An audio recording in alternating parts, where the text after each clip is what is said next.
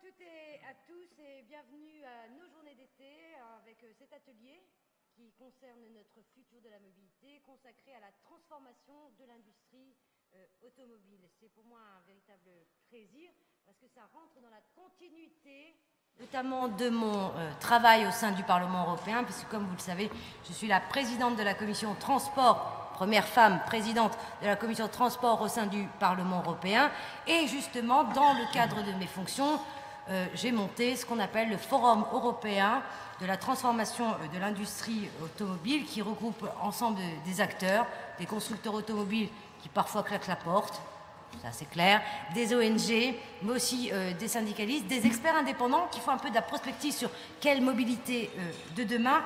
Mais plus que jamais, aujourd'hui, nous allons nous poser la question, notamment de ce secteur qui est en pleine mutation, en tout cas pas assez, mais comment nous allons réinventer demain les transports et faire en sorte de comprendre que l'enjeu de l'automobile, il est aussi un véritable problème. Aujourd'hui, nous avons des questions de pollution de l'air qui sont la maladie du XXIe siècle, comme dirait l'ONU. La pollution de l'air représente à l'échelle européenne 800 000 morts prématurées chaque année. Le chiffre français, c'est 67 maintenant, 1000 morts prématurées chaque année. Et une industrie qui, avec le Covid, a été complètement bousculée. Bousculée parce qu'on voit aussi des attitudes, des usages qui sont totalement différents, parfois avec des territoires qui n'ont pas le choix d'utiliser une voiture, d'autres non, notamment les urbains ou les centres-villes, mais avec des plans de relance qui sont là. On l'a vu, le gouvernement français a décidé d'investir, entre guillemets, 8 milliards d'euros chez Renault, sans contrepartie sociale, sans contrepartie environnementale, et qui, malheureusement, rend les salariés des premières victimes, puisqu'il y a aujourd'hui 5 000 licenciés. Face à ce constat, nous sommes responsables, nous les écologistes, et nous tirons la sonnette d'alarme, puisque, je vous le dis, les salariés de l'automobile en France, c'est 400 000 salariés, avec les sous-traitants et même avec les équipementiers, on monte très vite à 900 000, voire à l'échelon européen, c'est 12 millions de salariés. Alors, cette table ronde va nous définir, va nous dire un petit peu, mais quelle feuille de route, tous ensemble, nous devons mettre en œuvre pour pouvoir justement sortir d'une autre mobilité, avec notamment des acteurs qui sont concernés, qui sont autour de la table, et comment réinvestir sur notre urgence, une urgence sociale, mais une urgence aussi environnementale. Et comment ces salariés, on va les accompagner alors que depuis toujours, ils ont été formés à l'essence, au diesel, et ils voient arriver aussi cette nouvelle technologie, on aura l'occasion d'en parler, où on nous vend un nouveau mix énergétique sur de l'électrique, sur de l'hydrogène, on parle parfois du gaz. Et donc, la véritable question, c'est aussi les comportements qui ont un petit peu changé, et on le voit par exemple à Paris, où on veut bannir la voiture des centres-villes, et il y a des nouveautés, l'arrivée du vélo, mais aussi l'arrivée du rétrofit, par exemple. Comment un véhicule conventionnel, eh bien oui, on le change en électrique sans changer notamment de véhicule. Alors je tiens à vous dire que je suis honorée, j'ai le plaisir d'accueillir autour de moi 3 hommes, mais c'est moi qui anime. C'est moi qui commande, monsieur Philippe Martinez. C'est vous qui avez insisté pour que je vienne. Hein. Ça, c'est vrai. Alors, on commence tout d'abord avec notre premier invité, qui est Édouard Martin. On est presque plus obligé de le présenter. Édouard Martin est quand même un grand en faveur d'une nouvelle industrie, justement, il va nous en parler, qui vient du monde ouvrier, hein, tout ça c'est plus à démontrer. Ancien syndicaliste de la Confédération française démocratique du travail, qu'on appelle la CFDT, et très actif notamment dans la crise ArcelorMittal. Et moi j'ai eu la chance de l'avoir comme collègue député européen, on a beaucoup travaillé ensemble, puisque Édouard, il a surtout misé, notamment durant son mandat, sur le monde de demain, notamment avec cette mondialisation et la question des matériaux qui concernent de plein fouet ce secteur automobile, notamment la sidérurgie. Et aujourd'hui, il est président d'une association que tout le monde doit retenir. Ça s'appelle « Bâtir le renouveau industriel sur la démocratie et le génie écologique ». Merci, Édouard. Ça s'appelle Bridge, voilà. Merci Edouard d'être parmi nous. Notre deuxième intervenant, c'est la moustache la plus connue de France. Non, c'est Edou et Plenel, la moustache. Vous êtes le deuxième alors? Voilà, peut-être. Oh, okay. Avec le masque. Avec le masque, on peut confondre parfois. Alors, je vous le présente, c'est bien sûr Philippe Martinez, qui a un parcours syndical que tout le monde connaît. Vous avez travaillé, vous travaillez encore aussi chez Renault depuis... un certain temps. Un certain temps, voilà, on va dire ça comme ça. Vous avez été aussi membre du Parti communiste français sur le volet un petit peu engagement politique. Et aujourd'hui, vous êtes le représentant un peu de la Confédération Générale du Travail. Et justement, vous allez nous dire un petit peu en tant que syndicaliste et cette filière ce qu'il en est de votre point de vue, surtout sur l'urgence vis-à-vis des salariés. Et enfin, vous ne le connaissez pas, mais en tout cas, je vous le recommande. C'est Laurent Castaigne. Alors, Laurent Castaignette, pardon. Il a écrit un livre que je recommande, alors j'espère que tout le monde le voit bien. Ça s'appelle Hervor ou la face obscure des transports.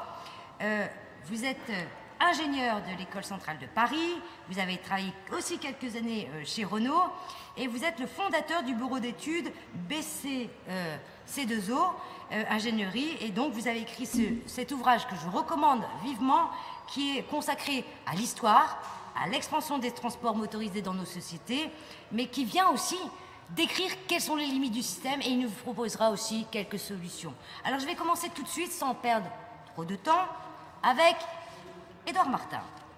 Enchanté. Édouard Martin, alors, on a eu cette industrie automobile. Moi, je voudrais savoir, justement, avec ton association, et parce qu'il est aussi membre du Forum européen de la transformation de l'industrie automobile, quel est le diagnostic de cette filière industrielle, tout spécialement, ça c'est la première chose. Quelles vont être les urgences sur lesquelles il va falloir travailler si nous, demain, les écologistes, nous sommes au pouvoir? Quelle nouvelle politique industrielle il faut vite enclencher et comment? Et la dernière chose, c'est comment aujourd'hui on arrive réellement à lier cette durabilité de cette mobilité avec des enjeux, je rappelle, climatiques, lorsqu'on sait que les transports sont 30% des gaz à effet de serre, notamment c'est le premier secteur en France qui émet le plus de gaz à effet de serre. Édouard Martin, tu as la parole, alors je vais être... Tu as pour 7 minutes. En tout cas, le micro est là et la parole est à toi. D'accord, merci Karima. Écoute, je vais essayer d'être bref et d'aller à l'essentiel. Le diagnostic que moi je pose, c'est que dans le secteur de l'automobile, il n'y a peut-être pas assez de diagnostics partagés. Parce qu'il ne suffit pas de faire un diagnostic. D'abord, des diagnostics, beaucoup en ont fait, la Commission européenne, les patrons, etc. Mais il a été partagé par qui? Est-ce qu'il a été partagé par les salariés et les travailleurs? Non. Est-ce qu'il a été partagé par les territoires? Non. Est-ce qu'il a été partagé par les consommateurs, les clients? Non. Donc, il faudrait d'abord commencer par faire un diagnostic partagé. C'est quoi, effectivement, la pollution que représente le transport? Tu viens de le dire, c'est 30% à l'échelle mondiale. C'est quelles sont les mobilités nécessaires et indispensables de demain. Mais aussi, je pense qu'il ne faut pas avoir le leurre que demain, on va passer au tout électrique ou à tout l'hydrogène. C'est un leurre de faire croire ça. Qu'il faille se re-questionner sur nous faut-il les voitures que nous avons, les SUV, etc., les grosses bagnoles de plus en plus polluantes, de plus en plus puissantes. Est-ce qu'il nous faut à chaque fois, effectivement, prendre la voiture pour aller de son domicile à son lieu de travail? Tu l'as dit très justement, en tout cas en province, et j'en viens, si tu n'as pas de bagnole, tu n'as pas de boulot. C'est déjà compliqué, même quand tu as une voiture, donc si tu n'en as pas, tu es exclu socialement. Premièrement. Deuxièmement, même s'il faut effectivement la transition automobile, et tu l'as dit, je l'ai toujours défendu, mais il n'y aura de transition possible que si elle est socialement juste. Et le problème aujourd'hui dans le monde de l'automobile, c'est que les salariés n'ont pas de réponse à toutes les interrogations qu'ils se posent. On nous parle de cette obligation effectivement de passer à la voiture électrique, à hydrogène, etc. Mais les salariés, ce qu'ils veulent savoir, c'est demain, si demain mon usine est transformée, je deviens quoi dans cette histoire-là? Et là, souviens-toi, lorsque la Commission européenne nous avait présenté son étude l'année dernière, qui franchement, je ne sais pas où ils l'ont sorti, en disant, mais globalement, quand on regarde, si on mène à son terme la transition automobile, le delta, il y aura plus d'emplois créés que d'emplois supprimés. Ce qui est certainement vrai. Je ne dis pas le contraire, parce qu'il y aura besoin de plus de services, les voitures seront plus intelligentes, connectées, j'en passe et des meilleures. Effectivement, ça va être pourvoyeur de nouveaux emplois. Donc, d'où la formation aussi. Mais je prends toujours l'exemple de l'automobile allemande.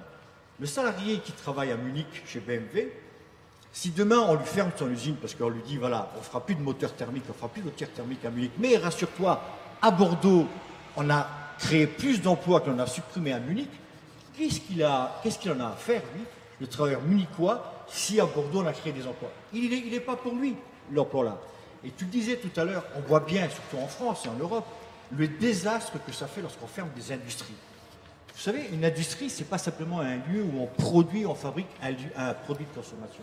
C'est beaucoup plus que ça, une entreprise. Ça crée du lien social, ça crée des richesses. C'est grâce aux industries que nous avons des écoles, des crèches, des hôpitaux publics, des parcs, etc. Lorsque une entreprise est fermée, elle disparaît et que rien n'est repensé derrière, c'est le désert. Et moi, je peux vous parler, je viens d'une région fortement sinistrée, la Lorraine, où les industries de la sidérurgie ont fermé les unes derrière les autres, et on voit que derrière, il n'y a rien. Heureusement qu'on a le Luxembourg à côté, où on va travailler, enfin certains vont travailler dans des emplois de service. En voiture. En voiture, plutôt des grosses cylindres. Et puis, troisième question sur la transition automobile, qui est indispensable, encore une fois, je ne la conteste pas, c'est aussi quels sont les moyens de contrôle qu'on donne aux parties prenantes, je parle aux organisations syndicales, aux travailleurs, aux ONG, aux élus locaux, etc., sur la traçabilité des produits. On a besoin de matériaux, et notamment des matériaux que nous n'avons pas en Europe. Le cobalt, par exemple, et qui donne lieu à des tensions, voire même des guerres. Regardez ce qui se passe en République démocratique du Congo, où on appelle les minerais de sang. On avait voté un texte, souviens-toi, Karima, là-dessus, pour obliger ces multinationales à donner l'origine de ces minerais, qui n'est toujours pas mise en place. Donc tout ça, évidemment, il y a le transport, notre obligation de revoir nos modes de transport, il y a effectivement l'obligation de transformer le monde de l'automobile, mais il y a aussi d'abord et avant tout l'obligation de rassurer les salariés et les territoires. Et c'est pour ça que nous, à Brige, l'association Bâtir le renouveau industriel sur la démocratie sociale, parce qu'il y en a certains, peut-être même dans cette salle, qui pensent que c'est la démocratie politique qui sera l'alpha et l'oméga de tous nos problèmes. On l'a vu que ça n'est plus vrai. Ça n'est plus vrai. On peut élire l'un, on peut élire l'autre, et puis malheureusement, bien souvent, les 20 dernières années ne nous ont pas démenti, c'est souvent les mêmes politiques qui sont menées. Et on laisse les acteurs principaux, qui est la société civile, de côté. Il n'y aura de transition automobile que si on met autour de la table l'ensemble des acteurs. Et l'ensemble des acteurs, je l'ai dit, c'est les territoires, c'est au plus près des réalités, c'est chez moi à Trémery, à Sandouville, dans tous les bastions automobiles où effectivement cette transformation aura un impact, espérons-le, positif, mais il faut d'abord anticiper, il faut de l'anticipation, réfléchir, discuter, débattre, se mettre d'accord sur effectivement, on partage le diagnostic, oui. Une fois que le diagnostic est partagé, les solutions sont beaucoup plus faciles à poser et à mener à leur terme. Si certains pensent que du haut de leur sommet, qu'ils soient élyséens, qu'ils soient régionaux, qu'ils soient européens, ils vont par une recette miracle trouver la solution, ils se trompent. Tu l'as dit, c'est 12 millions de travailleurs, c'est 12 millions de familles, c'est 12 millions de familles, ça représente plusieurs dizaines de citoyens européens qui seront impactés demain si on l'amène à mal.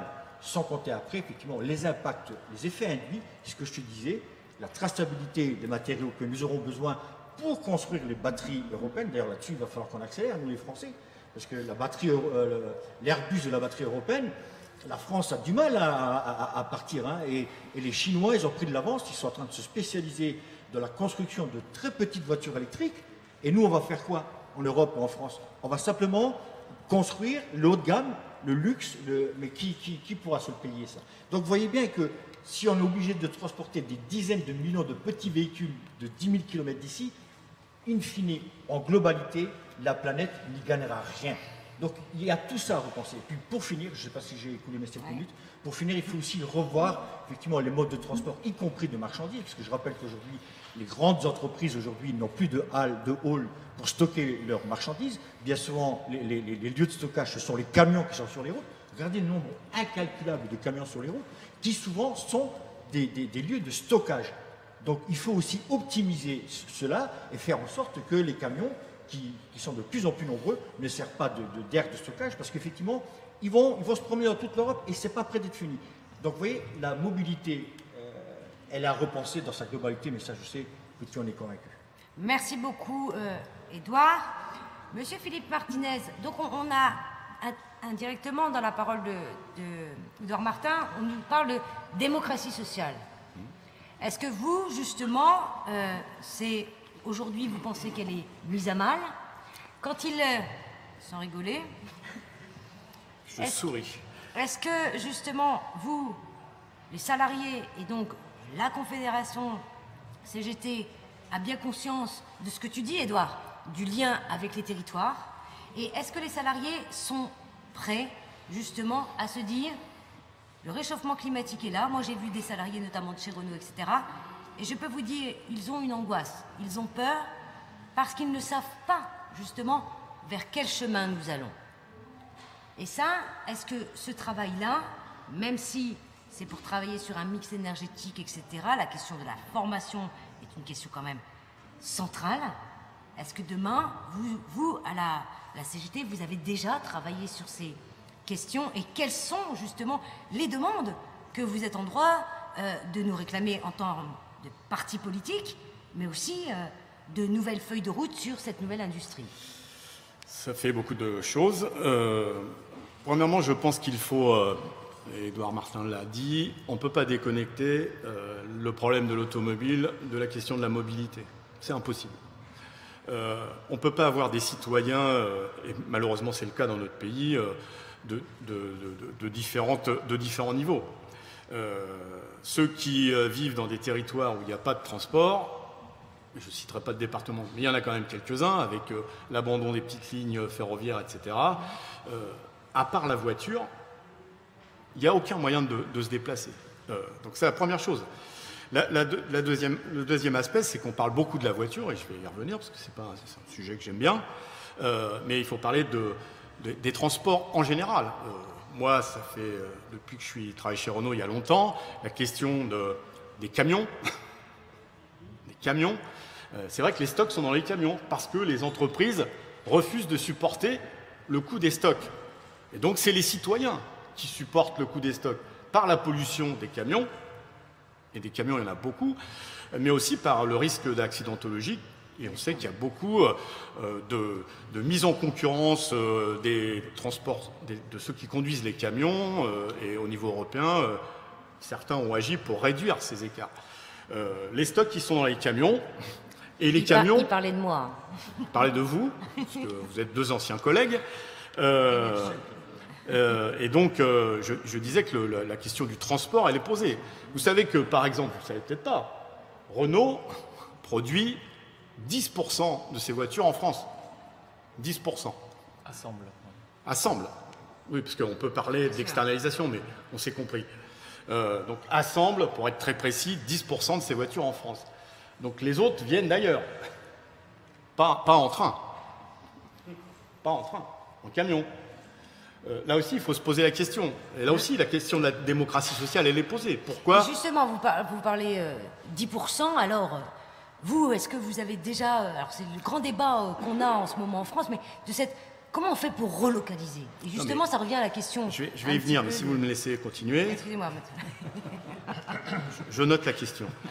Okay. Donc, c'est un vrai problème. Moi j'avais encore des responsabilités chez Renault, et Louis Schweitzer, à l'époque, qui était PDG, m'avait dit jamais quand Renault a racheté Dacia, il y avait, chez Dacia, je vous le dis entre parenthèses, il y avait 45 000 salariés quand Renault a racheté, il y en a 12 000 aujourd'hui. La main sur le cœur, Louis Schweitzer m'a dit jamais on vendra une Dacia en France. Non, c'est dans les minutes du CCE. Donc il y a ces questions-là. Derrière, pour revenir plus précisément à la question que vous posiez, c'est parce qu'on fait pression sur les salariés, donc il faut de la démocratie sociale, c'est parce que la question des low cost, c'est pas que l'industrie automobile. C'est pas que l'industrie automobile. Donc évidemment, aux Français, aux salariés français qui travaillent en France, on dit les Espagnols sont moins chers, aux Espagnols on dit les Slovènes sont moins chers, et vous voyez, on fait le tour du monde, puisque Renault maintenant a des usines dans le monde entier. La dernière qui s'est développée, c'est le Maroc, l'usine du Maroc, où écologiquement, d'ailleurs, personne n'en a parlé.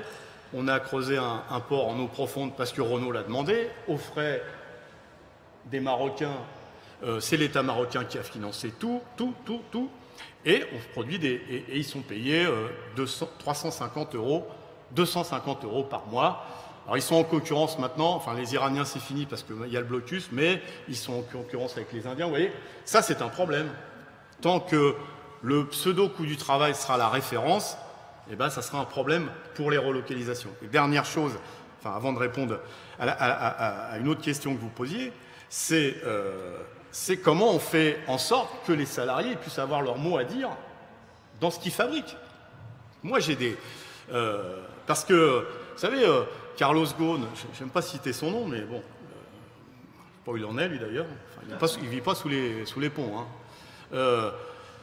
A fait un coup de pub avec la voiture électrique chez Renault. Il n'a pas travaillé environnement, il a fait un coup de pub.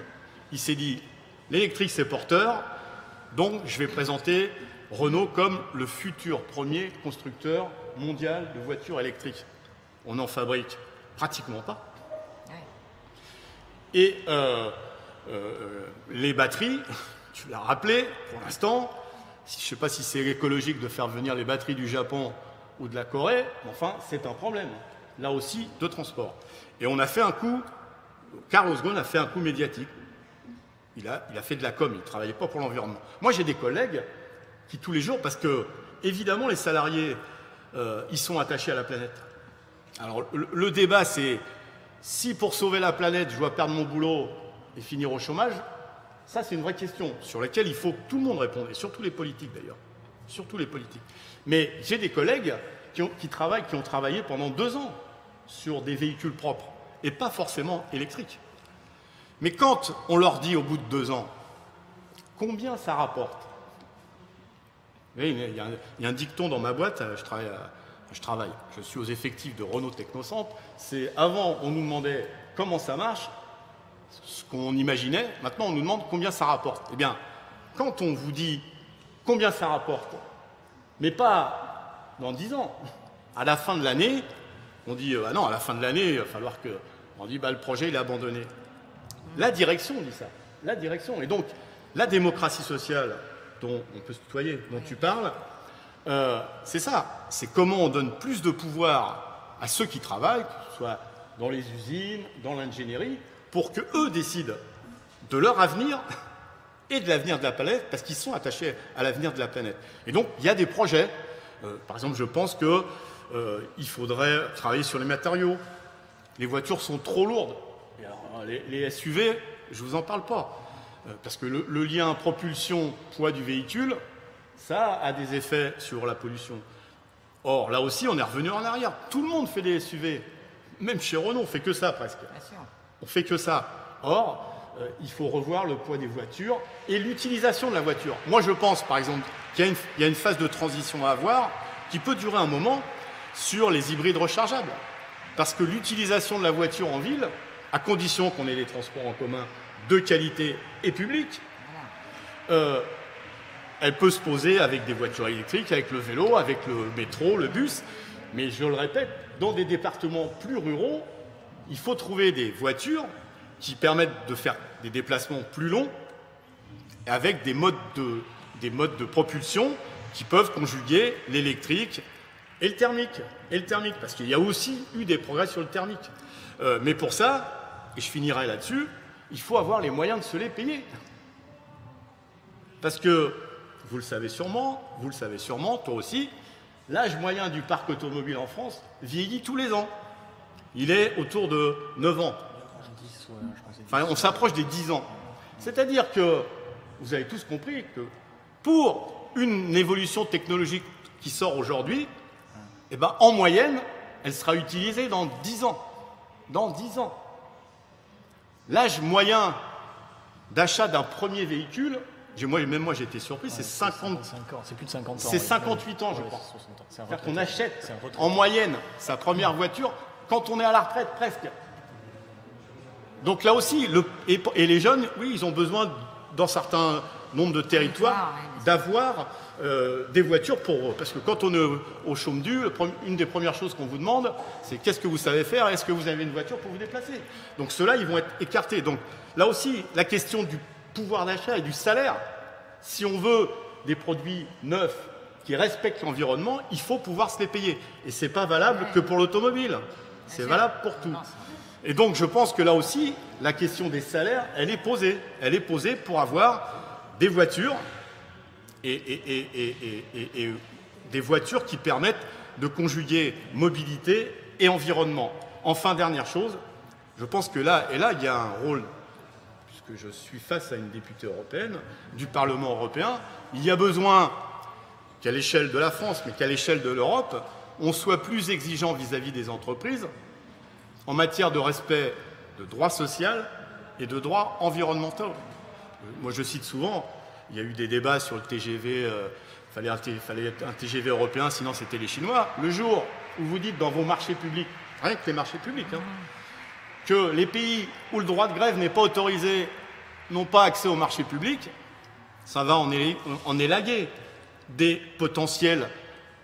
Et là, on travaille bien sûr plus de social, mais aussi des chartes environnementales dans les marchés publics. Les marchés publics, si je ne me trompe pas, en Europe, c'est 40%. C'est 40%. Vous voyez, ça fait un peu d'argent. Et là, on sort de critères où c'est le moins-disant social et le moins-disant environnemental qui gagnent. J'ai répondu à toutes vos questions, chère Madame la députée. Alors, Philippe Martinez, je lui fais quand même un tac au tac, mais ce que tu proposes sur les marchés publics, notamment les critères environnementaux, sociaux, mais du mieux-disant, le problème, pour l'instant, n'a pas gagné la bataille parce que nous ne sommes pas encore majoritaires au Parlement. D'accord, mais ce sont des combats que nous menons. Si je peux me permettre une petite critique, je ne vous entends... Bien sûr, mais je le sais, notamment du Nord, de l'Europe. Mais je pense qu'on n'entend pas assez souvent le monde politique en général parler de ça. Il suffit d'appliquer, vous voyez, c'est l'OIT, personne ne connaît pratiquement, tout le monde connaît l'OMC, qui est une structure qui ne veut rien dire, qui n'a aucune légitimité. L'OIT, c'est la part sociale de l'ONU. Il suffit de respecter les règles de l'OIT dans l'attribution des marchés publics, vous allez voir, et pourtant ils ne sont pas super contraignants. Hein. On est d'accord. Pas de travail des enfants, ça c'est important. Droit de grève, le droit de se syndiquer, voilà. Travail décent, salaire décent. On respecte ça, ça fait du monde en moins. Et c'est pas pour dire il faut que du boulot pour les Français, c'est pour que tout le monde ait des droits. Hein, c'est ça notre logique à la CGT. J'ai fini, Madame la députée. Merci à vous. Allez, on continue avec Laurent Castaigne. Alors, moi, vous avez entendu oui. un petit peu Il a écouté, je pense. Ce qu'on dit. Moi, je voudrais savoir comment ça se fait que, justement, ces performances, parce que je tiens à dire que j'ai un petit peu mené cette commission d'enquête sur le Dieselgate au sein du Parlement européen qui m'a donné beaucoup de sueur, beaucoup de travail et qui a été finalement conclue par une question de remise justement aux normes. Parce qu'aujourd'hui, voilà, merci. Est-ce qu'aujourd'hui les normes de ces véhicules sont assez contraignantes? Moi, je pense que non, mais vous allez nous le dire. On a parlé un peu des SUV qui aujourd'hui sont l'apanage aussi de ce grand parc. Qu'est-ce que vous en pensez, vous, l'expert? Et également, on a parlé beaucoup d'électrique. Alors, je sais que sur cette question-là, beaucoup d'États membres ont parlé notamment de ces Airbus des batteries. Tout le monde fait le pari de l'électrique. Est-ce que la ville de demain a besoin d'autant de véhicules électriques? Est-ce qu'on fait ce pari-là? Et la dernière raison, et vous l'avez un peu évoqué, Monsieur Martinez, mais est-ce qu'on n'est pas en train de passer aussi de cette voiture qui est une voiture individuelle à une volonté d'être dans une voiture partagée? Et comment on dessine aussi, et vous avez raison, c'est-à-dire comment la voiture va devenir demain aussi un service? Je sais, c'est beaucoup de questions. Oui, ça fait beaucoup de questions. Mais vous avez 7 minutes. Alors, voyons, sur le cas des normes, déjà, il faut faire une énorme différence entre les normes américaines et les normes européennes, qui sont assez proches, c'est presque des traductions. Je vais simplifier, mais c'est à peu près la vérité. Il y a juste une phrase qui est dans la norme européenne, qui n'est pas dans la norme américaine, qui justement autorise sous couvert d'une condition de sécurité, le constructeur à avoir finalement un fonctionnement en réel qui est différent, un fonctionnement du véhicule qui peut permettre, s'il permet d'éviter un risque, de fonctionner différemment dans certaines conditions. Cette phrase-là, elle n'est pas dans la réglementation américaine, et c'est ça qui fait toute la différence entre le fait que le Dieselgate aux États-Unis conduit à peu près, on est à peu près à 30 milliards aujourd'hui, 30 milliards de dollars pour à peu près 700 000 véhicules, États-Unis et Canada. Et puis en Europe, on n'a quasiment rien. Il y a quand même 1 milliard qui est tombé, mais de manière complètement indirecte en Allemagne. Voilà. Donc les véhicules aujourd'hui, non, ils sont. Alors le Dieselgate, c'est l'affaire Volkswagen avec une triche manifeste, avec donc les véhicules qui fonctionnent avec 2 programmes.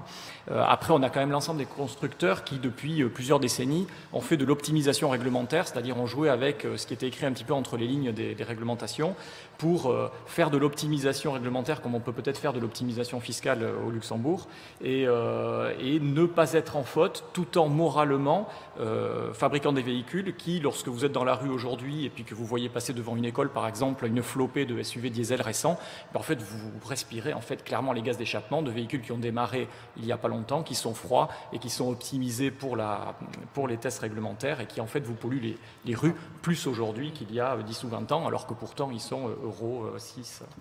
Voilà. Donc sur les normes, votre question c'était est-ce qu'on est dans le progrès? Après, je ne vais pas revenir sur tout l'historique des normes parce que la triche c'est quelque chose qui a vraiment apparu dès le tout début du XXe siècle en même temps que les premières normes, donc on ne va pas détailler ça. On a toujours eu un petit peu une course entre le gendarme et le voleur sur ce sujet-là.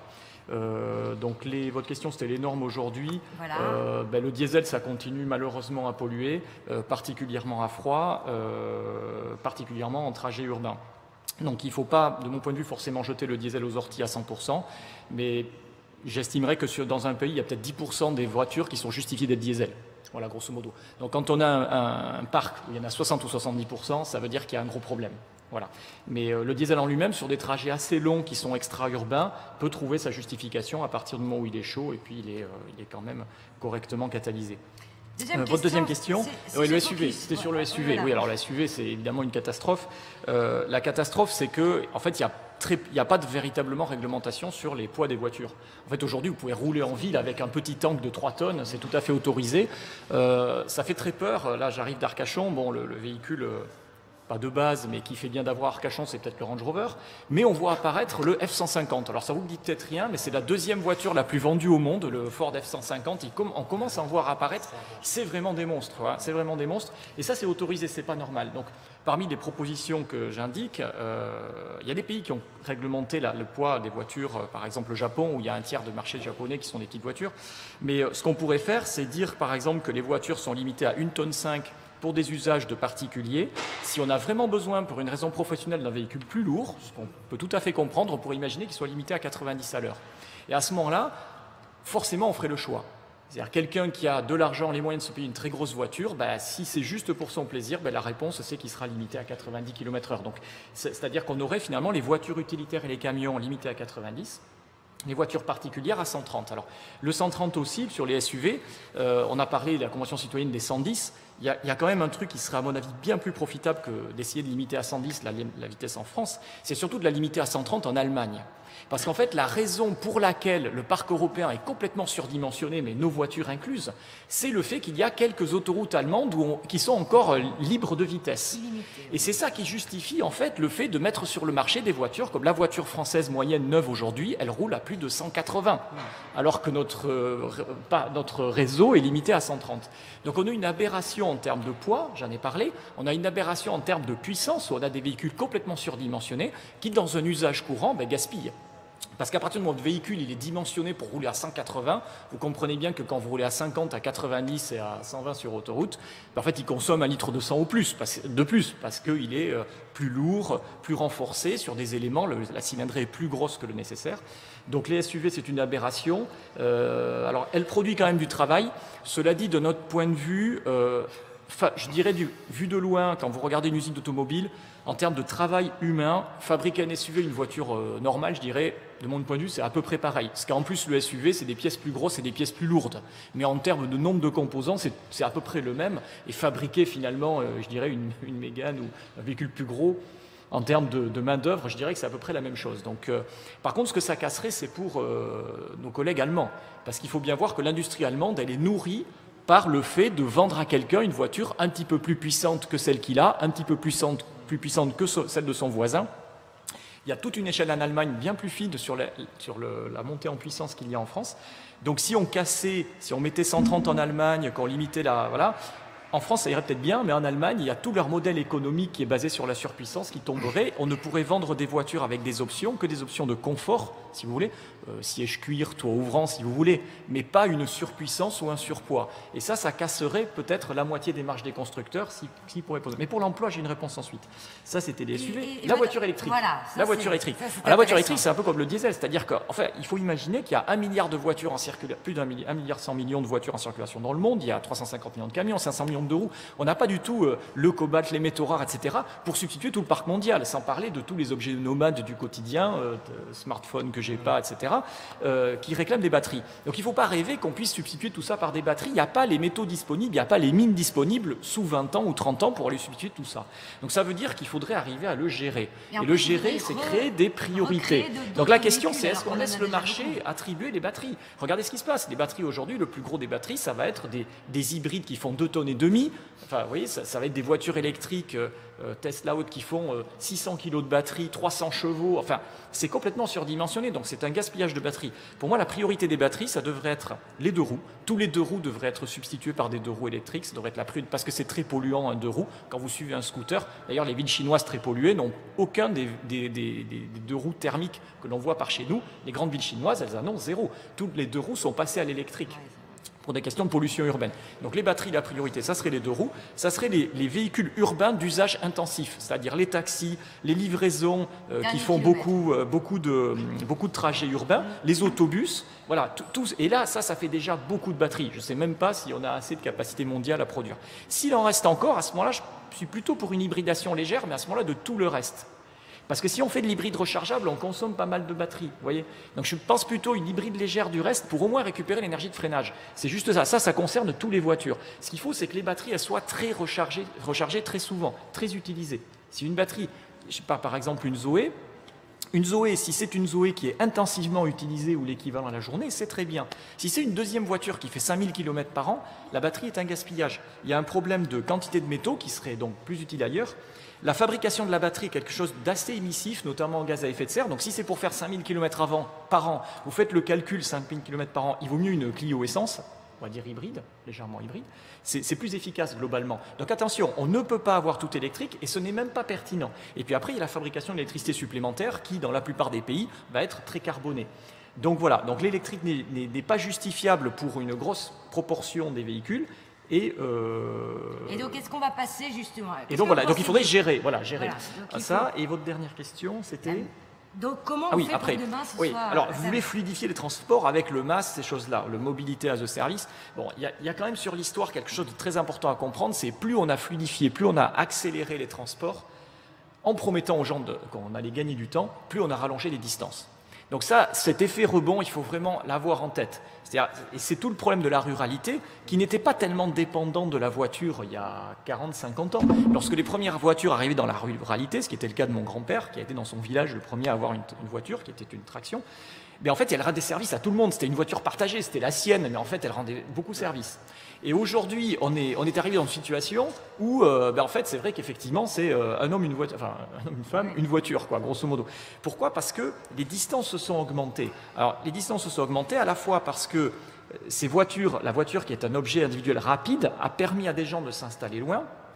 Et puis, ces gens qui s'installent loin pour des questions foncières, avoir plus d'espace, de mètres carrés à un prix moindre, mais eux, ils ont fait cette action, mais le problème, c'est que c'est un objet de masse, donc tous les autres l'ont fait. Donc eux-mêmes, ils ont fait ça, et ensuite, ils ont vu s'éloigner tous les services. Parce que tous les services aussi s'appuient sur le fait qu'il y a la voiture derrière qui permet de tout éloigner. Et donc, la ruralité se retrouve à s'être, pour partie, éloignée d'elle-même, mais se retrouve à son corps défendant, éloignée de tout, progressivement.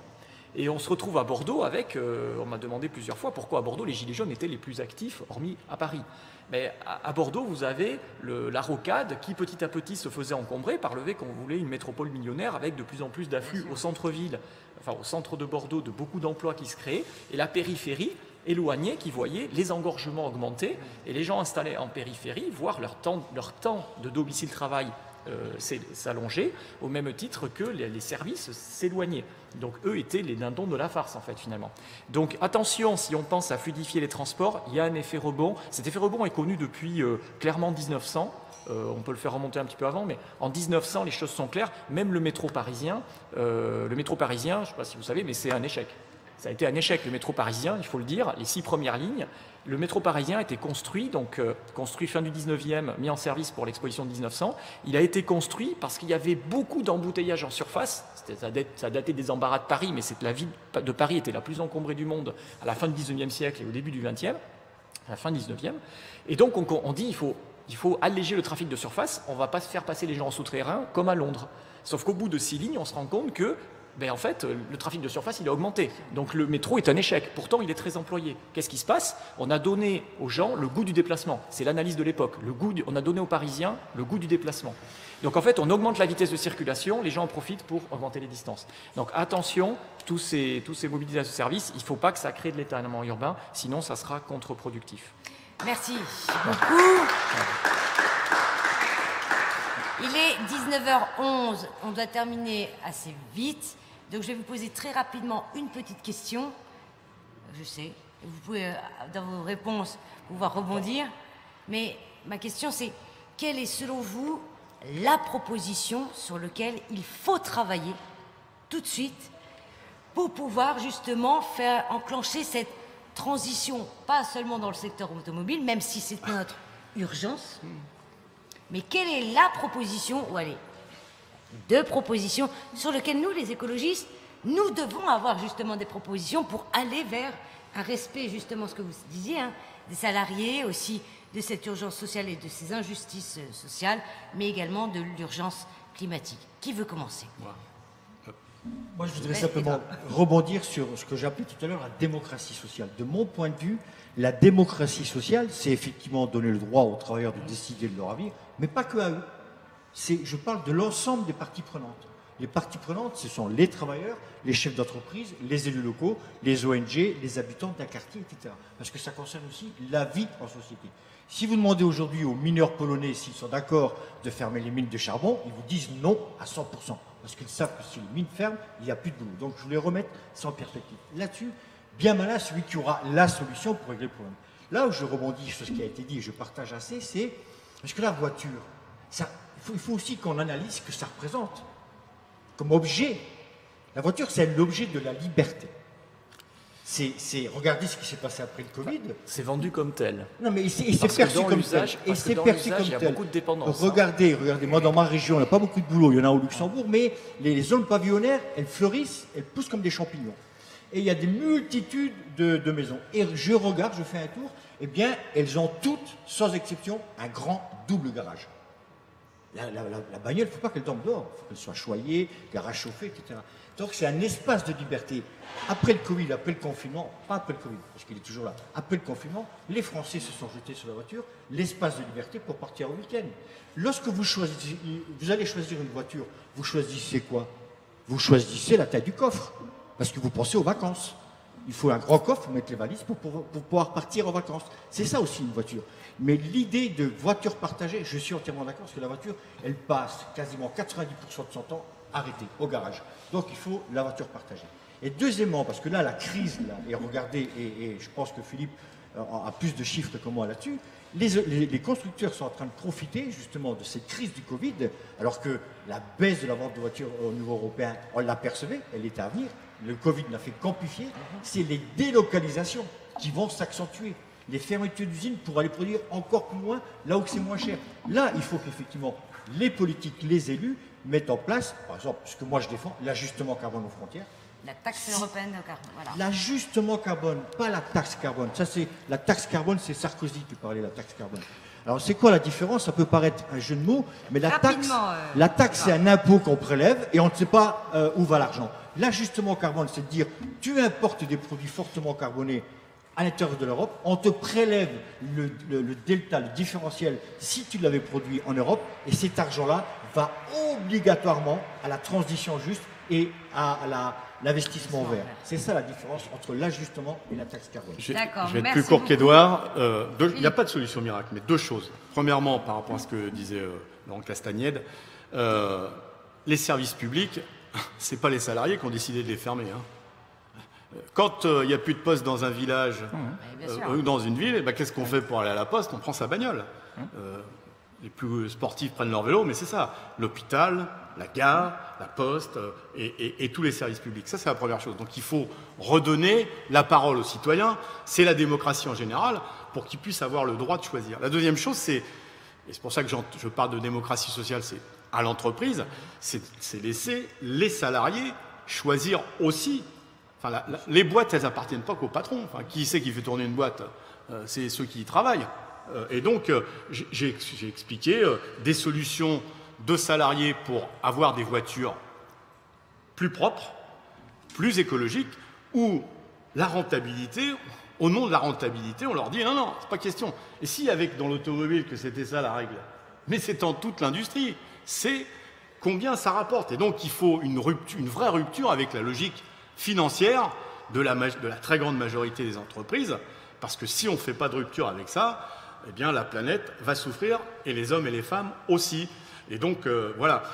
Dernière chose, parce que ça me paraît important, moi je pense qu'il faut aussi renouer, parce que quand on parle de démocratie sociale et du lien social et environnemental, moi vous savez, j'ai une petite expérience. Quand je travaillais à Bouenne-Billancourt, c'était une usine en pleine ville. J'ai eu beaucoup de débats avec les écologistes d'ailleurs. Enfin, c'était une usine où le métro, il arrivait à la porte de l'usine. Il y avait 70 lignes de car pour amener les salariés au boulot. Et les voitures, elles repartaient par la Seine. Et le train, il arrivait dans l'usine pour livrer les matériels. Ils ont construit à 15 km de là, Billancourt, centre d'ingénierie, 15 000 salariés. Pour que tout le monde aille au boulot, ils ont été obligés, pour les Parisiens, je dis ça, d'élargir la A86. Parce qu'il n'y avait aucun moyen de transport. Et donc, ils ont élargi l'autoroute. Parce que sinon, c'était 3 heures pour que tout le monde rentre et 3 heures pour tout le monde. Eh bien, revenir à des horaires collectifs plus simples, moins de flexibilité, ça favorise le transport collectif. Et quand on peut bénéficier des transports collectifs parce qu'on ne te dit pas non, il faut rester plus tard parce qu'il y a une réunion, eh ben, c'est meilleur pour la planète et puis c'est aussi meilleur pour la santé des salariés. J'ai fini. Merci beaucoup, Monsieur Philippe Martinez. Laurent. Il y a beaucoup de choses à dire. Je vais revenir juste sur le concept de liberté, la liberté. La liberté autour de l'automobile, la première liberté, c'est de pouvoir choisir de s'en passer. Il faut relire Ivan Illich, ce que c'est le monopole radical. Alors, je ne suis pas en train de dire qu'il ne faut pas de voiture, c'est pas ça, mais si on en est réduit pour des déplacements contraints, c'est-à-dire on est obligé d'avoir une voiture parce que le travail, on n'en a pas trouvé un autre qu'à 30 km, si on en est réduit au choisir la taille du coffre, c'est dommage. Enfin, la vraie liberté, c'est de pouvoir se dire, je prends une voiture parce que c'est 100% de liberté. Si je veux, je peux ne pas en avoir une. Donc attention sur la liberté qui s'attache autour de l'automobile. Voilà. Aujourd'hui, on est quand même dans un monopole radical qui a été très bien décrit par Ivan Illich. Je dirais la moitié des trajets automobiles à peu près sont la liberté, l'autre moitié c'est vraiment la contrainte. Voilà. Les vacances, c'est la liberté quand même.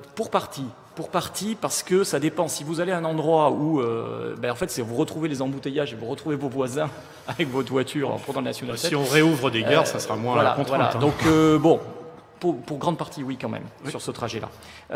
Alors, s'il y avait quelque chose à dire, un peu d'iconoclaste, pour réveiller un peu le sentiment écologique, c'est d'essayer de sortir de la voiture neuve, en fait. Effectivement, je partage ce que vous dites. C'est d'essayer de se dire que,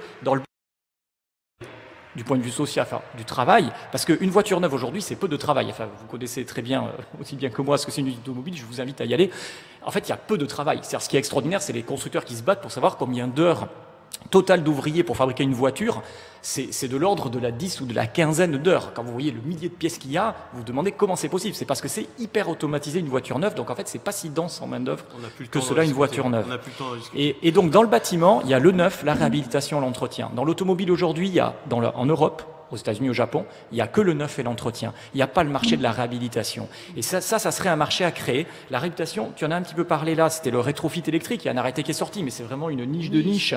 Voilà, l'idée, ça serait plutôt de dire, voilà, la Clio diesel 1,5 litre, polluante aujourd'hui, qui a 10 ans d'âge, au lieu de réclamer une prime à la casse pour qu'on achète une voiture neuve, qui sera d'ailleurs, comme vous dites, à 90% sûre, pas fabriquée pas assemblés en France, ça serait plutôt de dire, mais si on sort son moteur et qu'on met un petit moteur moderne, celui essence de la Twingo d'aujourd'hui, par exemple, validé par Renault, ben à ce moment-là, c'est vite du travail. C'est beaucoup moins de matériaux, puisqu'on garde la voiture entière, on change que le moteur et la ligne d'échappement, et là, on va avoir vite des heures. Même si et là, à ce moment-là, on a toute une industrie régionale à créer, c'est-à-dire des espèces de garages intermédiaires entre le garage qui fait de l'entretien et pour qui changer le moteur, ça va être hors de prix forcément. En plus, il va le recevoir à l'unité à un prix de pièces détachées. Donc voilà, donc il y a tout un marché à créer de la réhabilitation des automobiles pour, pas forcément électrique, hein, ça peut être essence, de diesel vers l'essence, par exemple. Merci Laurent, Voilà. ça y est, on va être coupé. Je voudrais vraiment remercier du fond du cœur Philippe Martinez, vous pouvez l'applaudir bien fort. Édouard Martin, merci. Et je conseille à tous le livre de Laurent. Je ne sais pas s'il est encore disponible. Il va être d'ici 2 mois, je pense qu'il n'y en aura plus. Il y en a Voilà. encore. En tout encore cas, je vous invite à le lire. En tout cas, merci beaucoup. Voilà. Ce débat ne fait que commencer parce que vous avez raison, monsieur Martinez. La question de la transformation de l'industrie automobile nous demande une vraie feuille de route. Et vous avez raison. Merci, madame. La feuille de route, c'est un nouveau marché, mais c'est aussi des nouveaux ajustements. Et tu as totalement raison, Édouard, sur la question notamment de l'ajustement carbone. Et ensuite, de remettre au cœur de cette nouvelle politique les comportements, donc nous, les citoyens aussi, il faut qu'on ait un réveil et une prise de conscience, mais surtout les salariés, de refaire vivre la démocratie sociale. Je vous remercie et je vous dis à très bientôt. Mais je récupère mon stylo. Et je ne garde pas le stylo de Philippe Martinez. Merci. Ouais, mais parce